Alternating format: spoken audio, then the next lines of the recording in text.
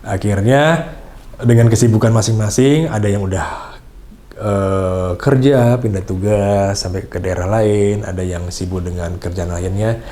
Yaudah, akhirnya berkurang, orangnya juga tinggal, sekarang kita tinggal 3. Tapi kita masih aktif juga sampai sekarang. Kembali lagi ke masa pandemi COVID ini, sudah berapa bulan ini memang tidak ada event sama sekali, jadi ya stop dulu sih sulap-sulapnya. Tapi next kalau misalnya insya Allah ada event lagi, kita bakal tampil lagi nih ya.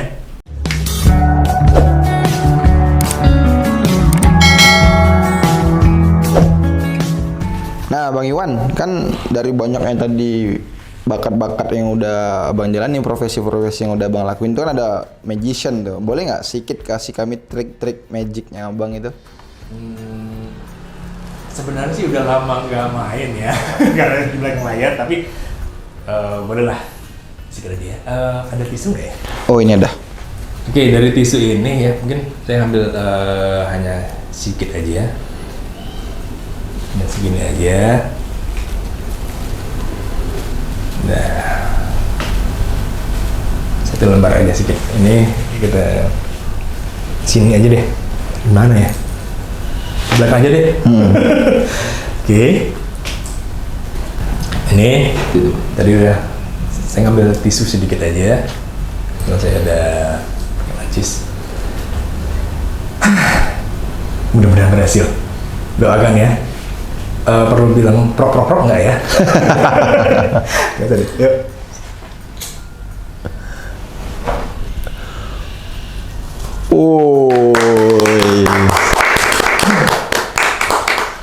Ini uang berapa ya? Uang 5.000 ya?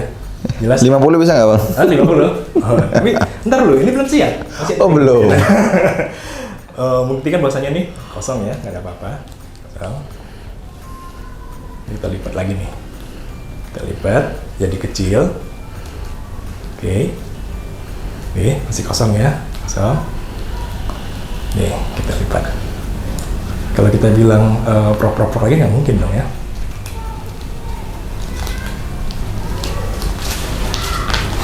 Oh, lebih dari 50. Ini berapa? 100.000. Yang 5.000 tadi? Udah ya, gitu aja.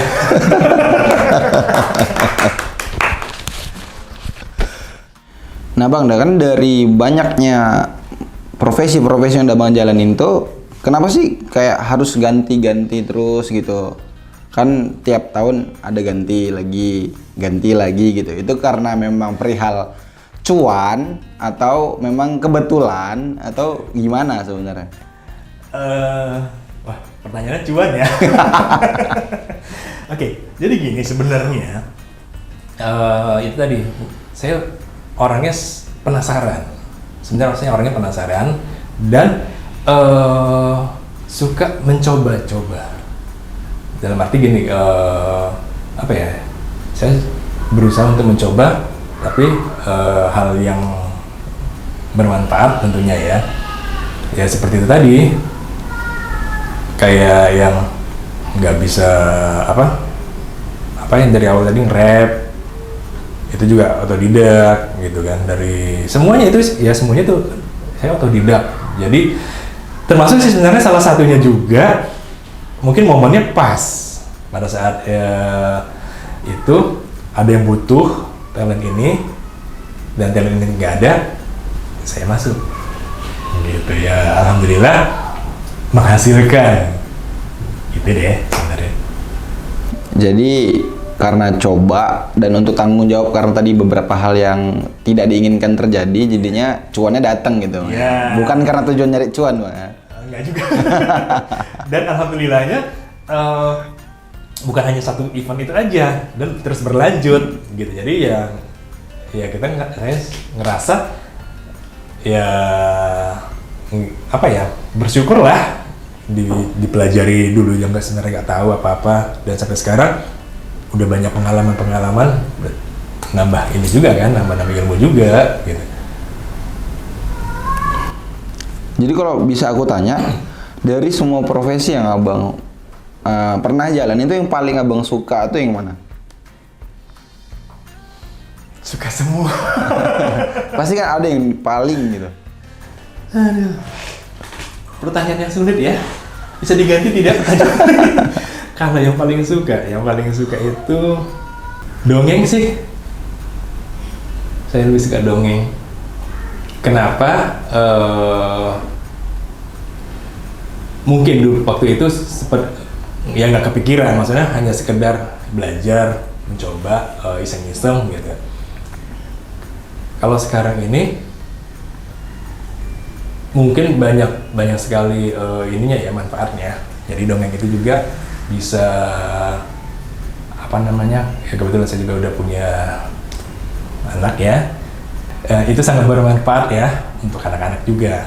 Apalagi kadang anak-anak saya juga kalau mau tidur atau nggak usah tidur sih, kadang yang jam-jam biasa, ayah cerita dong gitu. Dan bukan kebetulan, nggak tahu kebetulan atau enggak, ya istri saya juga pendongeng. Jadi kadang ya anak saya juga ngomong, kalau nggak bunda cerita ya, kalau nggak bunda gantian dong ayah. Nah gitu, karena memang sebenarnya dulu nggak kepikiran dongeng itu hanya sekedar bercerita kepada orang atau apa, tapi ternyata manfaat dongeng itu banyak sekali, apalagi untuk tumbuh kembang anak. Nah, tadi kan tentang yang paling suka tuh kan. Ini yang mempelajarinya paling sulit. Paling sulit. Kalau paling sulit apa ya? Mempelajarinya.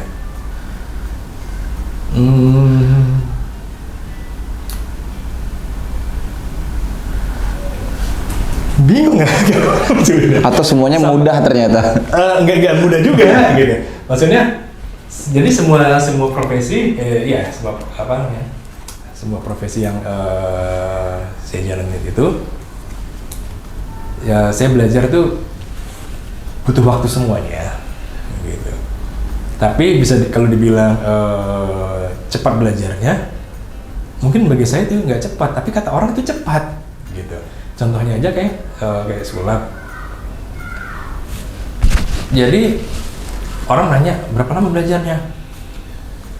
Ya mungkin karena kembali ke kita lagi, mungkin kita niatnya terus fokus juga. Jadi paling ya seminggu 2 minggu. Ya orang mungkin ya saya rasa seminggu itu lama gitu. Tapi kata orang itu cepat loh seminggu gitu. Itu juga kayak pantomim mungkin karena basicnya saya juga bisa dance juga, terus kayak apa ya, acting, kayak parodi itu kan acting juga, jadi secara nggak langsung ya dibilang gampang ya nggak gampang, tapi ya gitu, belajar saya rasa itu lama, tapi kata orang itu cepat gitu, itu aja sih. Jadi ya sama semua deh, dibilang lama ya lama, dibilang gampang. Gitu. Jadi jawabannya? Mungkin ya. Mungkin rap sih, rap. Kalau rap dibilang belajar rap itu kata orang memang nggak semua orang bisa nge-rap. Karena ya kan saya sempat juga jadi sering lah waktu itu zamannya sering jadi juri rap. Jadi pada saat kompetisi banyak sekali orang-orang peserta yang ikut itu outbeat. Gitu. Jadi saya ngerasa juga, oh mungkin dulu aku tuh kayak gitu ya, gitu. Tapi ngerasa enggak sih gitu. Jadi ada kalanya kita kalau memang nggak terbiasa, ya outbeat maksudnya keluar dari beat ya, tempo. Jadi ada yang nggak pas ketukannya. Nah itu sih mungkin sama flow kalau nge-rap kan kadang kalau misal kita datar gitu juga orang kan bosan ya, jadi kita ada flow-nya gitu, misalnya kayak itulah irama gitu sih. Jadi kayaknya rap lah yang agak sulit lah. Oke, next paling yang terakhir kan, yang ketiga yang terakhir itu yang paling menghasilkan itu yang mana? Menghasilkan ya? Paling menghasilkan itu adalah pantomim dan storytelling. Kenapa? Mungkin dengan durasi, ya dongeng, paling kita cerita hanya setengah jam, gitu, atau hanya 15 menit, tergantung cerita ya. Dan juga kayak pantomim gitu, kita dibayar untuk tidak ngomong. Kalau ngomong potong honor. Nggak bercanda, tapi ya kita kerjanya pantomim kan nggak boleh ngomong ya gitu. Itu kayaknya memang itulah yang lumayan dari profesi yang lain ya, itu sih. Nah, hidup seseorang itu kan Bang, pasti berawal dari motivasi diri, dari tujuan hidup yang akan mau dicapai gitu kan.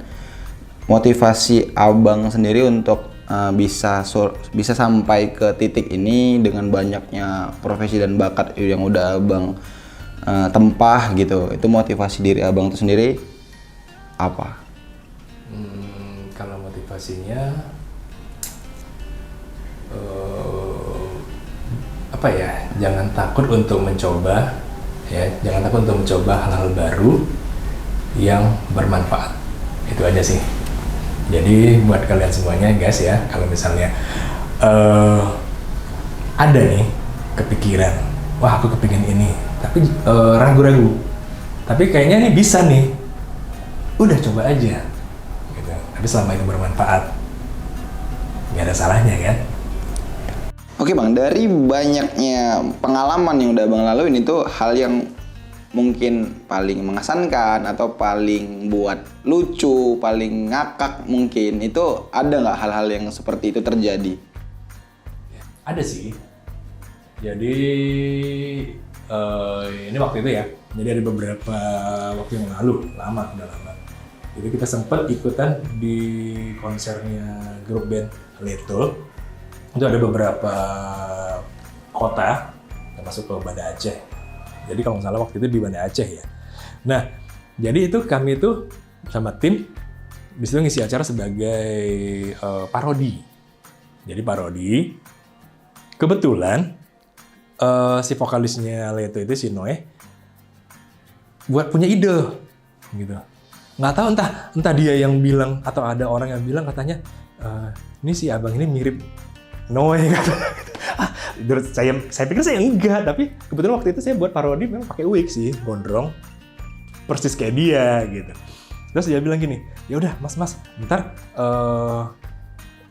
pada saat misalnya si MC dia announce, oke ini dia Leto, ntar mas yang naik ya, kata dia gitu.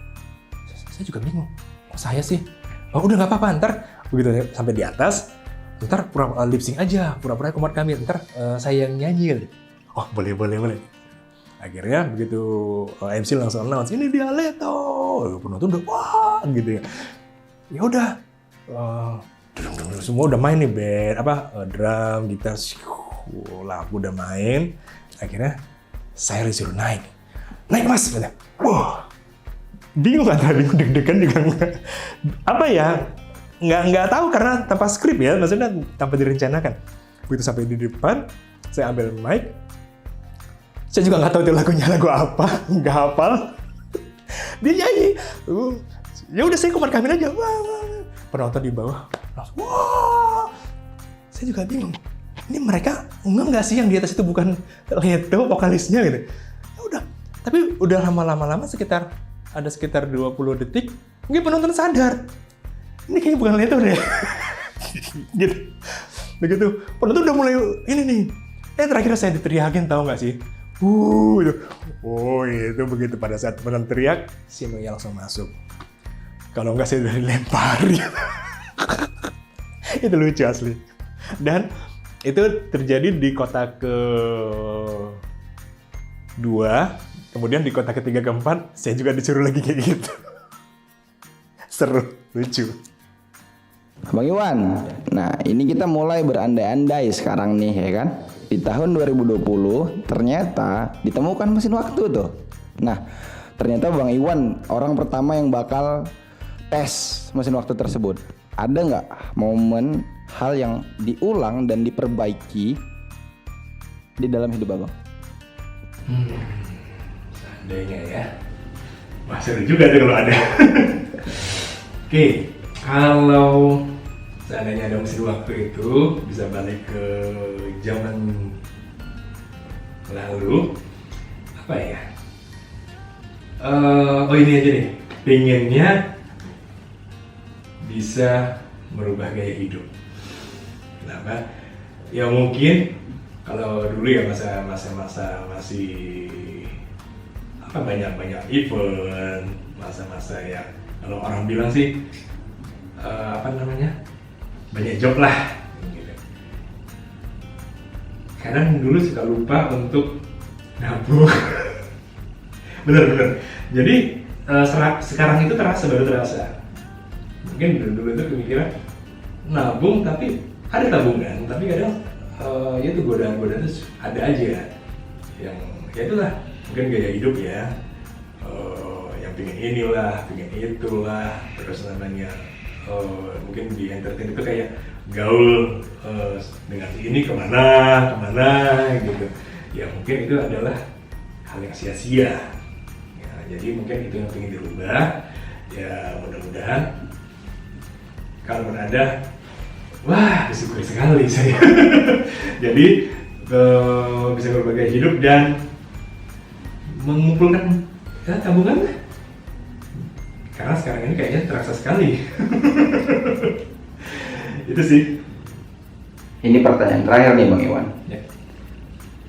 Pengaruh orang tua terhadap karir kita, terhadap kesuksesan diri kita tuh pasti besar gitu kan. Ada nggak momen yang paling diingat dari dukungan orang tua yang berpengaruh terhadap karir Abang?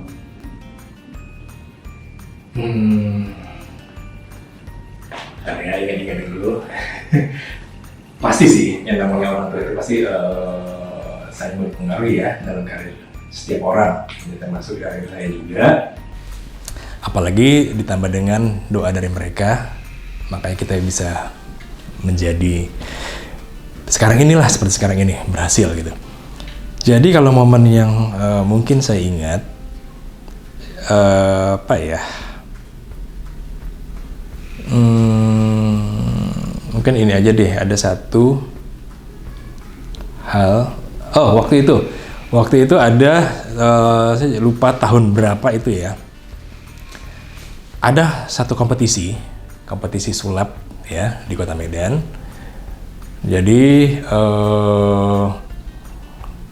itu saya bersama dengan tim ikut lomba ya, kemudian dan alhamdulillah itu kami berhasil menjadi juara 1. Nah, sebenarnya setiap kegiatan apapun itu, saya kadang suka di luar ya, begitu pulang ke rumah suka cerita sama orang tua ya khususnya pada ibu, kadang ya lebih dekat ke ibu juga. Nah, pada saat itu pas begitu menang langsung nih pulang bawa piala. Wah, bangga dong ya, kita bawa piala pulang ke rumah nunjukin sama ibu. Kemudian ya mungkin pada saat itu orang tua ya sedang sakit-sakitan. Jadi setahun kemudian itu ibu saya meninggal. Nah, setelah meninggal itu kemudian 1 tahun kemudiannya ada lagi kompetisi sulap juga. Pada saat itu ya semangat dong, ikut lomba lagi sama teman-teman juga. Dan ya alhamdulillah juga kami berhasil menjadi juara 1 lagi. Ngerasa wah seneng dong, menang lagi gitu. Terus dapat piala, bawa pulang ke rumah. Cuma sampai rumah itu saya ngerasa ada sesuatu yang apa ya, yang selama ini mungkin saya pulang ke rumah berbagai cerita pengalaman keseharian kerjaan sama ibu. Waktu itu bawa pulang piala ke rumah, saya kayak ada yang hilang gitu, kayak ada yang apa ya, saya nggak tahu gitu, maksudnya ini piala mau ngasih tahu ke siapa gitu, mau cerita ke siapa juga nggak tahu gitu. Waktu itu begitu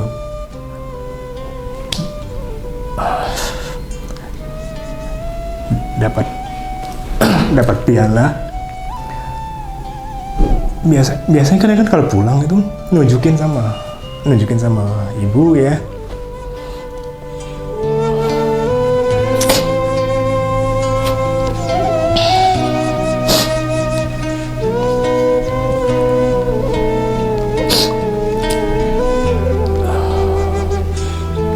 Jadi ini nggak begitu sampai rumah tuh bingung mau nunjukin siapa nih piala gitu.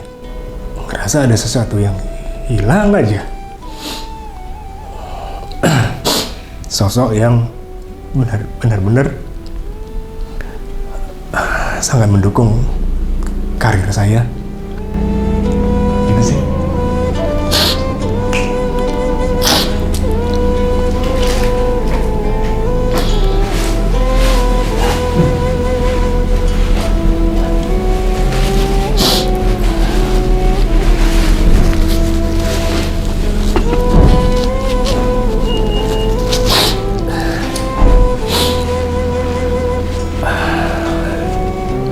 Jadi memang sebenarnya ya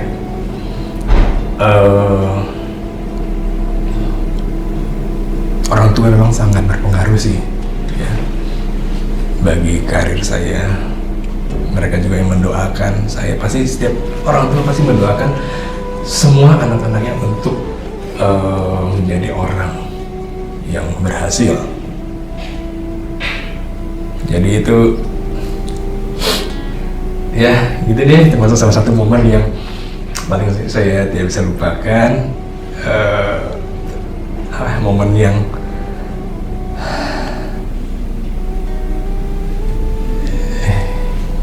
gitu deh.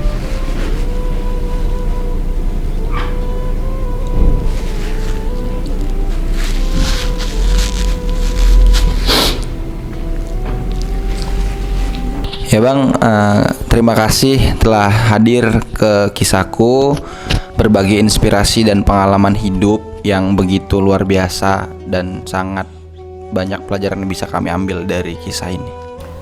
Ya, sama-sama. Makasih juga. Saya udah diundang di sini di Kisahku TV dan kayaknya baru kali ini ada channel yang bikin saya nangis. Mantap. Oke, sekali lagi saya ucapin terima kasih dan juga untuk Kisahku TV. Semoga makin TOP dan sukses terus channelnya. Kalau bisa 1 minggu 3 atau 4 video ya. Oke. Thank you.